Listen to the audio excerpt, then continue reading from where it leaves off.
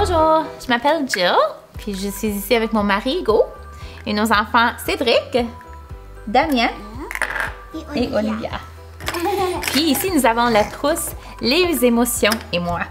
Puis ça, c'est une trousse superbe pour découvrir les émotions qui sont si nombreuses et si fortes des fois. J'aime toujours rappeler de vérifier le contenu de la trousse avec la liste qui se trouve au début du cartable.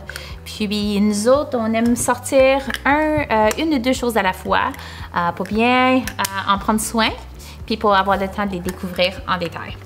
La série Les émotions de Gaston, nous autres, on adore cette série. Celui-ci, c'est Je n'arrive pas à dormir. On sait que ça peut arriver souvent avec les enfants. Celui s'appelle Oscar apprend à méditer. Puis on a le petit renard Oscar qui apprend à méditer. Puis qu'est-ce que ça veut dire méditer? Ça veut dire se calmer. Se calmer, puis faire attention à nos pensées. Celui-ci s'appelle Les émotions racontées aux enfants. Encore une excellente ressource. Puis ce que j'adore de ce livre ici, c'est le vocabulaire. Comme qu'est-ce que ça veut dire être réprimandé ou avoir de la tristesse. La trousse contient aussi 2 boîtes qui nous aident à faire des différents genres de faces. Alors si on ouvre la boîte, à l'intérieur, on trouve un visage. Puis on peut dresser la personne. Dans cette trousse ici qu'on a dans les mains, c'est une trousse et il y a des œufs dedans qui fait du bruit. Il y a aussi la découverte des formes en dessous. Alors l'enfant doit essayer de mettre l'œuf dans le trou qui correspond à la bonne forme. Aussi dans la trousse, on trouve un plateau avec de différents aliments. Puis on peut créer des faces, des expressions sur les aliments. Alors, une patate, puis une tranche de pain. Peux-tu mettre des œufs sur la tranche de pain? Oh. Alors, la tranche de pain est contente. Hop. Aussi, on a un jeu de bingo des émotions. Alors, le but du jeu, ce serait, on pourrait essayer d'avoir une carte pleine ou faire une ligne verticale ou horizontale. Alors, on regarde le visage qu'on voit sur le petit cercle. On essaie d'identifier l'émotion. Cette personne-là.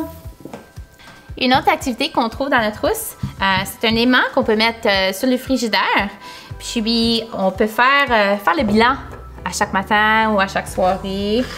Aujourd'hui, je me sens. Puis, il y a des émotions calmes et heureux, fiers, excités. Puis, des petits aimants qui montrent une expression correspondante.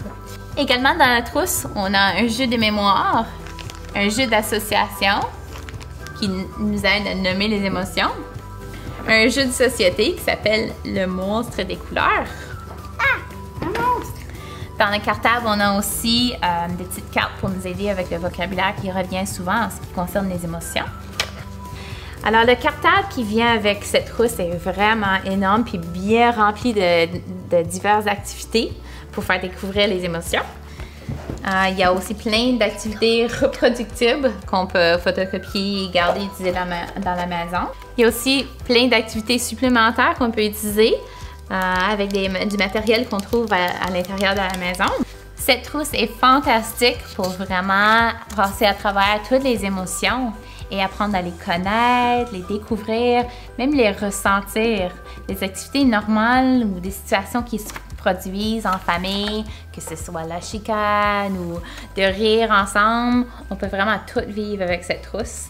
Puis ça apprend à toute la famille à vraiment mettre des mots sur les émotions, apprendre qu'est-ce que c'est une émotion, puis reconnaître les émotions des autres personnes, qui est vraiment clé. Alors nous avons beaucoup apprécié cette occasion.